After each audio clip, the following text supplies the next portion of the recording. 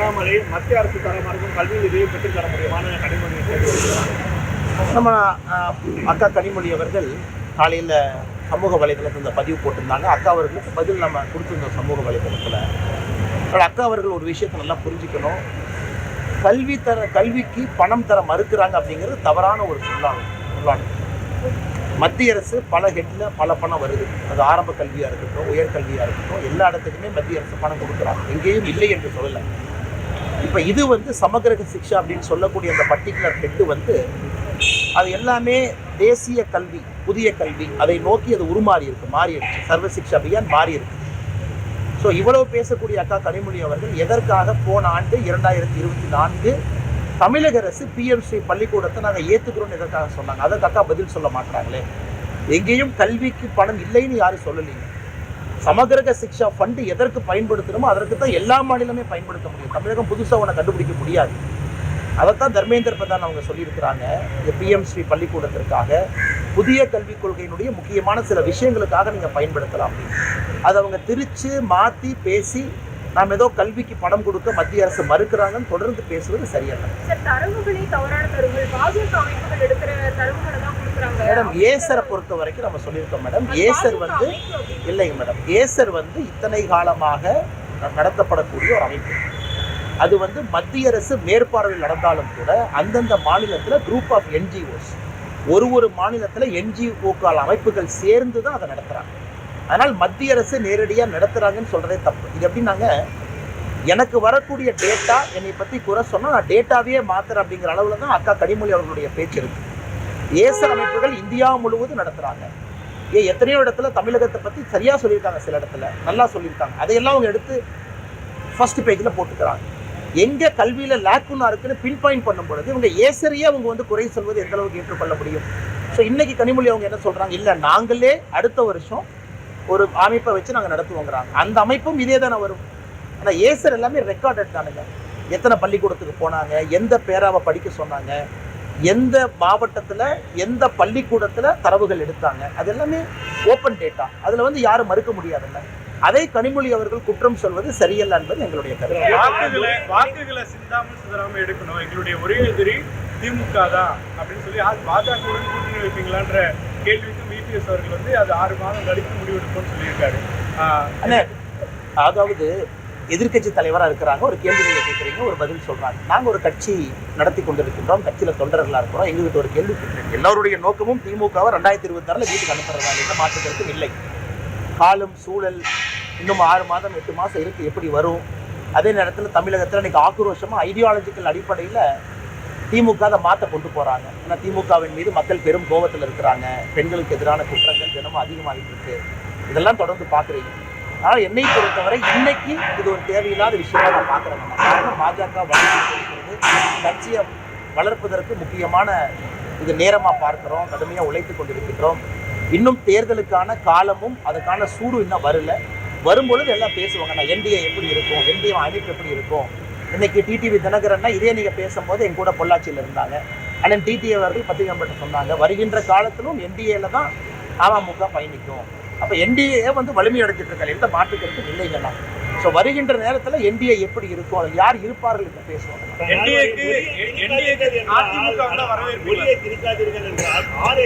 அனைவருக்கும் புரியும், ஆனால் பாஜகவினருக்கும் புரிய மாட்டேங்குது. முதல்வர் தெரிவிக்கிறாரு, எப்படி பார்க்குறாங்க?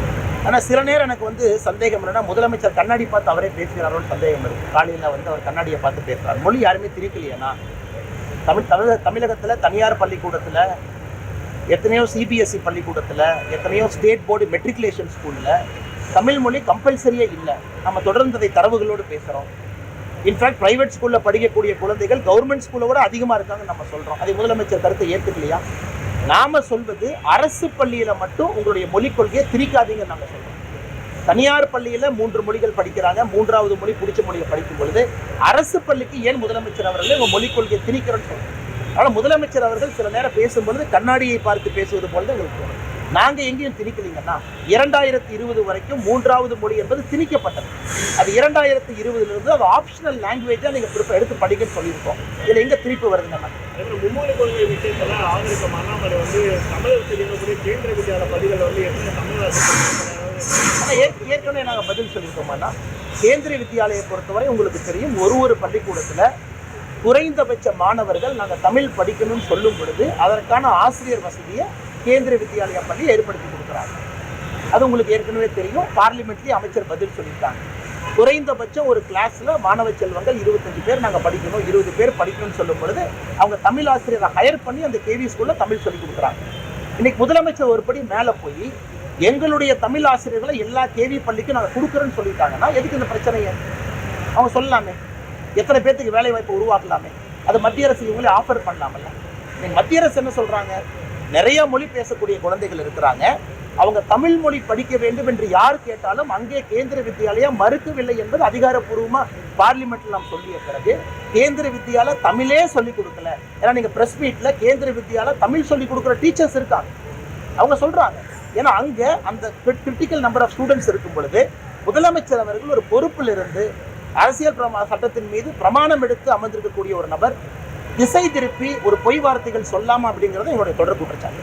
நேற்று முதலமைச்சர் பேசும்பொழுது யாரோ கூப்பிடுறாங்க, எதற்காக இதில் அனைத்து கட்சி கூட்டத்தில் பங்கேற்க கூடாது அப்படின்னு நினைக்காம உங்களுடைய பங்கேற்பு இருக்கணும்னு சொல்லி. ஆனா அனைத்து கட்சி கூட்டம் ஒரு திருமணத்துக்கு நீங்க கூப்பிடுறீங்கன்னா பொண்ணு யாரு மாப்பிள்ளை யாருன்னு தெரியும், நம்ம போறோம், எந்த குடும்பம் தெரியும். அனைத்து கட்சி கூட்டம் எதுக்குமே தெரியாது. டீலிமிட்டேஷனை பத்தி யார் சொன்னா? டீலிமிட்டேஷன் மக்கள் தொகை அடிப்படையில் நாங்கள் சொல்லவே இல்லை. டீலிமிட்டேஷனுக்கு கமிஷனும் போடல. எப்போ டீலிமிட்டேஷன் நடக்கும்னு யாருக்குமே தெரியாது.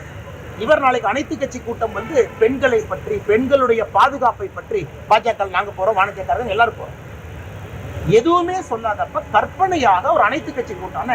கற்பனையாக ஒரு கல்யாணத்துக்கு போவீங்களானே?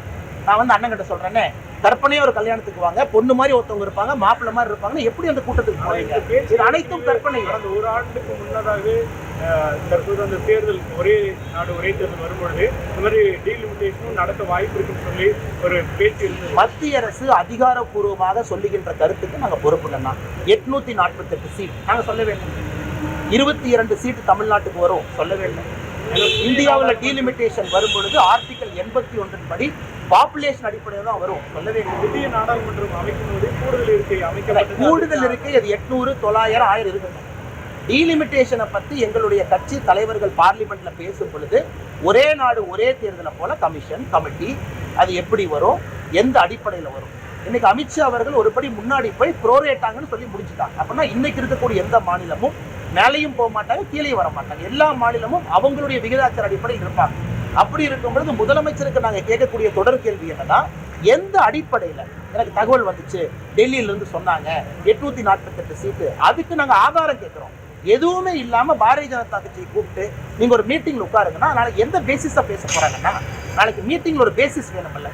இப்போ நம்ம டீலிமிட்டேஷன் அறிவிச்சிட்டோம், திட்டத்தை சொல்லிட்டோம், குறை இருக்கா டீலிமிட்டேஷன் மீட்டிங் கூப்பிடுங்க நாங்கள் வர்றோம். அறிவிக்காம அதுபடி நடக்காதுன்னு சொன்ன பிறகு பாப்புலேஷன் மட்டும்தான் ஒரே ஒரு முகாந்திரம் இல்லை என்று சொல்லிய பிறகும் தொடர்ந்து முதலமைச்சர் சொல்றாங்கன்னா அவர் திசை திருப்புறாருன்னு அர்த்தம். தமிழ்நாட்டினுடைய அடிப்படை மக்கள் பிரச்சனையை பேசாம திசை திருப்பி இன்னொரு இடத்துக்கு போறாருன்னு அர்த்தம். அது எப்படி நாங்கள் ஏற்றுக்கொள்ள முடியும்? தேசிய ஜனநாயக கூட்டணியில் அதிமுக வரும்னு எதிர்பார்க்கிறீங்களா? ஆனா ஏற்கனவே உங்களுக்கு சொன்ன மாதிரிங்கண்ணா, எங்களை பொறுத்தவரை திராவிட முன்னேற்ற கழகம் வீட்டுக்கு போகணும். பாரதிய ஜனதா கட்சி வளர்ந்து கொண்டிருக்கிறது, அந்த அக்னாலஜ்மெண்ட் எல்லாரும் கொடுக்குறாங்க. நாங்கள் எல்லாருக்கிட்டையும் அன்பா தான் பழகுறோம். எங்களுக்கு யாரும் எனிமி யாரு, எங்களுக்கு யாருமே கிடையாதுங்கன்னா. எங்களுக்கு இந்த கட்சி தமிழகத்தில் நிலைச்சு வரணும், நல்லா வரணும் அப்படிங்கிறத நோக்கம். தேர்தலுக்கு என்டிஏ எப்படி ஷேப் இருக்கும், என்டிஏல யார் இருப்பாங்க, பெரிய கட்சி சின்ன கட்சி, அதெல்லாம் வருகின்ற காலத்தில் பேசுவோம். அதிமுக வந்து வரவேற்பு, ஆனால் வருகின்ற காலத்தில் பேசுவோம். அது அனிதா ராதாகிருஷ்ணனோட அறியாமையை காட்டுது. இடி கேஸில் அரெஸ்ட் ஆனார்ல, இடி கேஸில் சார்ஜ் ஷீட் அவர் மேலே போட்டிருக்கல, அரெஸ்ட் ஆகல, சார்ஜ் ஷீட் அவர் மேலே போட்டிருக்கு. அதனால் அனிதா ராதாகிருஷ்ணனோட அறியாமையை காட்டுது. திமுக ஸ்மகிள் பண்ணிட்டு இருக்கான். நேற்று எவிடன்ஸ் கொடுத்துருக்கோம். ஆம்பித்தட்டமைன் நீங்க பாருங்க, கொக்கைன் புதுசா கேட்காத வார்த்தையெல்லாம் திமுக காரன் மீனவர் என்கின்ற போர்வையில ஸ்மகிள் பண்ணி மீனவர்களுக்கு கெட்ட பேர் ஏற்படுத்திட்டு இருக்காங்க. அது தப்பு இல்லையா? அப்ப இலங்கை கோஸ்ட் கார்டு பிடிக்கிறாங்கன்னா நல்ல மீனவர்களும் மாற்றுறாங்க. அதைத்தான் நான் சொல்லி காட்டினேன். திமுக காரன் இதை பயன்படுத்தி திமுக கட்சிக்காரன் கடத்தல ஈடுபட்டிருக்கான். இது அனிதா ராதாகிருஷ்ணனுக்கு தெரியாதா? அங்க இருக்கக்கூடிய எம்பி நவாஸ்கனுக்கு தெரியாதா? யாருமே கடத்தல எந்த விதமான நார்கோட்டிக் பொருள் ஐசியில மாட்டலையா? அதற்காக இன்னசென்ட் மீனவர்களும் சிறையில் போய் வைக்கிறாங்க, போட்டை செக் பண்றாங்க. அதனால இன்னைக்கு திமுகவுடைய கடமை இல்லையா? தமிழ்நாட்டினுடைய பார்டர் போலீஸை போட்டு கடத்தல்காரங்களை பிடிக்கிறது அவங்க கடமை இல்லையா? எதுவுமே செய்யாம ஏன் இந்த கடத்தல்காரர்கள் நல்ல மீனவர்களுக்கு கெட்ட பேரையே ஏற்படுத்துறாங்க? அது அனிதா ராதாகிருஷ்ணன் தெரியாதா? அதனால ஊழல் பண்றவங்களுக்கு கண்ணு தெரியாதுங்கண்ணா. இடி கேஸ் அவர் மேல இல்லையா? பிலிப்பைன்ஸ்ல போட்டு வாங்கினார், இங்க போட்டு வாங்கினாரு. அதனால என்ன அறியாமையில் அனிதா ராதாகிருஷ்ணன் பேசிக் கொண்டிருக்கின்றார். நன்றிங்க.